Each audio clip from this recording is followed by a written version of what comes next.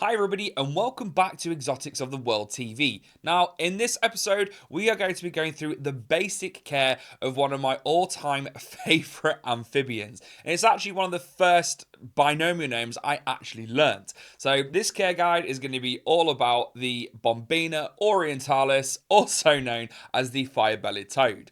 But anyway, that's enough from me. Please sit back, relax, and as always, enjoy the content. Let's first talk about the country of origin. So where are these guys actually endemic to? So you can find fire-bellied toads in parts of Korea. You can also find them in parts of Russia on like the China border. And you can also find them in parts of China. What's quite cool about these guys is they inhabit quite a wide variety of different habitats. So when it comes to like the actual like decor and like setup of the enclosure, you can have quite a lot of fun with the types of setups. Their favorite biomes that they can typically be found in are like wooded forested areas, shrub-landed areas, so places with kind of like medium to high like bush-like cover and stuff, not that many trees. You can find them in grasslands, so very similar, and you can also find them in wetlanded areas, so in places like peats and bogs, places like that. What type of enclosure are you ideally going to keep these animals in? So in terms of size, the bare minimum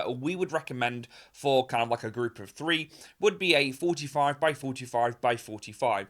You can arguably get away with like a 45, 30 tall, but I would always recommend giving them that extra bit of height just so you can pop like branches and stuff like that in there, just so they've got a bit of extra climbing room. These guys are a very communal species and they are super active. In terms of size, these guys don't really get that big. You're looking around about 3 to 5 centimeters when they're fully grown, so they don't get that large. So the reason why we do recommend, again, a fairly decent sized enclosure for the actual size of the animal itself is because, again, they are very active.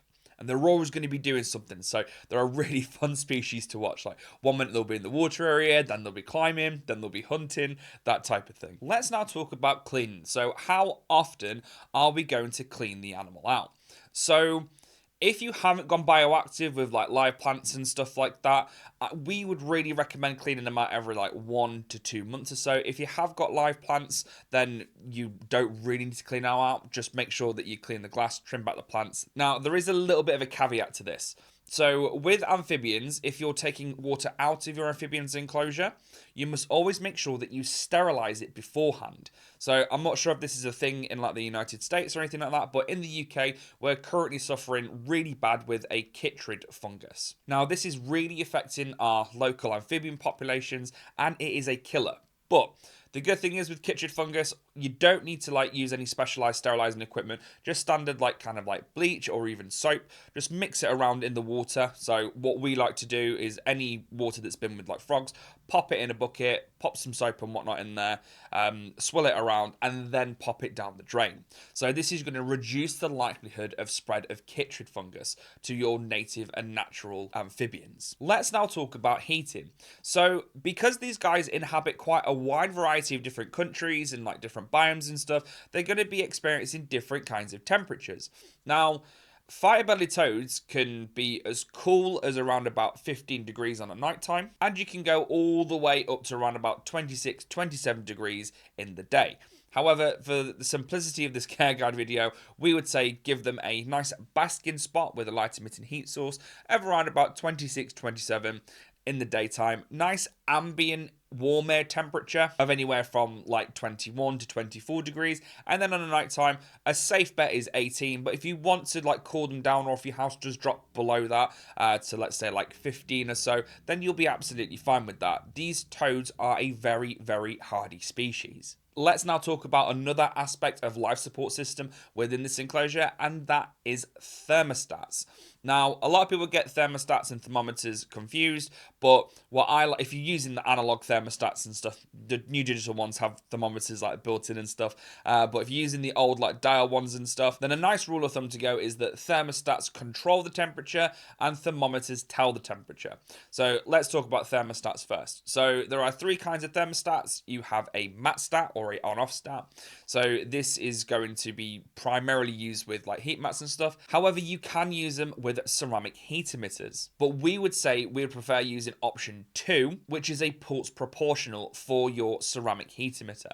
And then lastly, your dimming thermostat. So your dimming thermostat is going to be used with any light emitting heat source. If you were to use a light emitting heat source with either the on-off thermostats or the pulse proportional, it'll kind of be a little bit like a disco inside your enclosure. So on your thermostat, literally, like I said, just set it to anywhere from around about 26 to 27 degrees. Another trusty piece of kit, which I've already mentioned but haven't gone into yet, is your thermometer. Now, we would always recommend using like digital thermometers just because they are a hell of a lot more accurate. However, you can use like the dial ones. Dial ones are fine if you don't want it to be super accurate and you just want like a general idea of how like warm or cool it is in the enclosure. You can get those. They're fairly cheap. So in the UK, they're anywhere from, depending on the brand this is, they're anywhere from around about £4 to about £6-7 there or thereabouts. Let's now talk about lighting. So I think what we'll do first, we'll talk about LED first, just so we can get that out of the way with. So LED is not only good for like kind of like plant growth inside your enclosure, so especially if you're going bioactive, we'd always recommend using like reptile safe LEDs. So the ones that are on the market are things like the Jungle Dawn, Lucky Reptile have got a safe LED as well. But you can also use Sansi bulbs as well. So yeah, like I said, they're really good for obviously like your plant growth, but in general, really good for your animal's vision. So Fire Bellied Toads, they're technically classed as a diurnal species because they are out and whatnot, but I've seen them out during the day, I've seen them out during nighttime, I've seen them out during crepuscular hours. I think these toads just do what the heck they want, if I'm being completely honest. So at this point, LED isn't like a necessity. However, we definitely would recommend the use of it within your enclosure. Now, something that isn't just a recommendation and is an actual necessity for your life support in your enclosure, and that is in fact your UVB bulb. Now, these toads aren't going to need anything like super spicy, like a bearded dragon bulb or anything like that. So we would recommend these guys be at a Ferguson Zone 1, which should read a UVI of anywhere from 0.7 to 1.4. Now, this is going to like depend on kind of like the height of your enclosure. The taller you go, the more the UV has to travel down, so you may need to get a stronger bulb. However, you can always look on the back of the UV bulbs and you can see how far kind of like they are projected to go down in terms of your UVI. Now, UVB is a very important for your toads so they don't develop metabolic bone disease. And with all light sources within your enclosure, so that's your UVB, LED, and your basking spot bulbs, we always recommend to have them on for 12 hours and then off for 12 hours. Like I said as well, with the ceramic, if you are using a ceramic just for like ambient temperature on a nighttime, say like your house is dropping really cold to like 10 degrees or 13 degrees, something like that, you may need a ceramic on there. Because it doesn't emit any light, that can be on throughout the night, so that's absolutely fine to use. But again, ceramics are just for ambient. Moving on to substrates now. So you can use quite a wide variety of substrates with these guys. So a lot of people just tend to use just like cocoa fiber and stuff. This is absolutely fine. Any like moisture absorbing substrate is absolutely fine to use. You could even use topsoil if you wanted to. Now, because I like going bio, I always mix in like topsoil with the Arcadia Earth Mix and the ProRep BioLife. But I also use a myriad of different other substrates. Depends what mood I'm in. But definitely the ones that the two that I use the most are in fact the Arcadia Earth Mix and the ProRep BioLife. Another good way to lock in humidity to your enclosure is in fact using things like leaf litter. Now in the UK we've got quite a lot of different options and variety now in terms of leaf litter. We've got the leaf litter where it comes in like the actual like big kind of like leaves and stuff, and we've also got like the compressed blocks that are really good, especially if you've got quite a lot of enclosures and you just kind of want like something small, like smaller like cuts of leaves, and you can just like pop them in there. Now what this is going to do is going to lock in or help lock in that humidity. And the humidity for these species, it's recommended to sit constantly around about 60 to 80% there or thereabouts. If it peaks and troughs, again, like humidity, absolutely fine. I think a lot of people panic too much when it comes to humidity. But as long as it's going up and down, and you get an average of anywhere between 60 to 80, then you'll be fine. Like I said, if it is dropping to like 50, like quite regularly, and it really struggles to get up, maybe reevaluate your setup. So have a look. Is the substrate thick enough? Have I got enough leaf litter? Is there enough moss in there?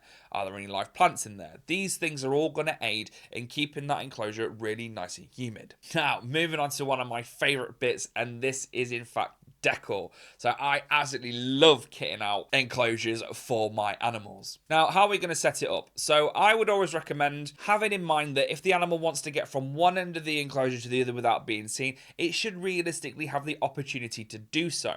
And because it feels like a lot more safer that it can do that, you might find that it will be out a lot more. Now, what specific decor pieces would I recommend using? So, cork bark, obviously, absolute staple, really good.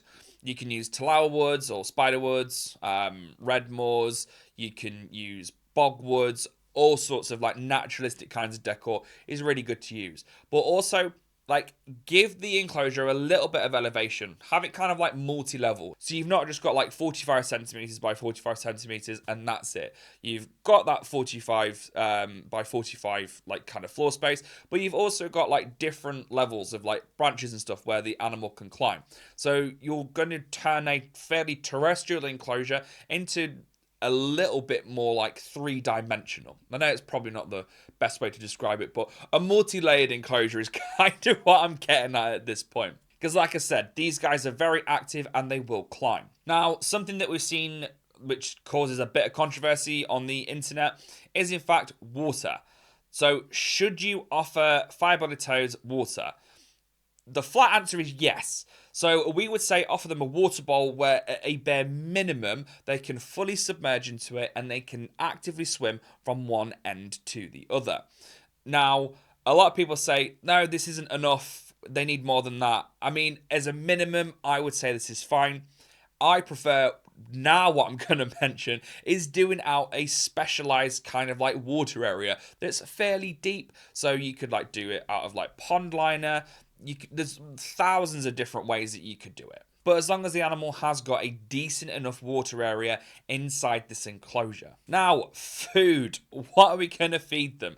These guys, just like with most amphibians, they are absolute gannets. They will eat near enough anything. So in captivity, we tend to feed them things like crickets, locusts, waxworms, mealworms, basically anything they can fit inside their mouth. So we would also recommend once every couple of days or so, making sure that your live food is supplemented with the calcium multivitamin supplements. Now, in terms of like calcium and supplementation regime, this is completely up to you. If you just want something simple, easy, basic to start off with, then you can literally just use like a broad spectrum supplement. So something like a Nutribol or a Nutrirett by White Python. And that about wraps us up for this video. So thank you very much for sticking right through to the end. If you guys got Fire Bellied Toads or you think about getting Fire Bellied Toads, if you have, just drop it in the comment section down below.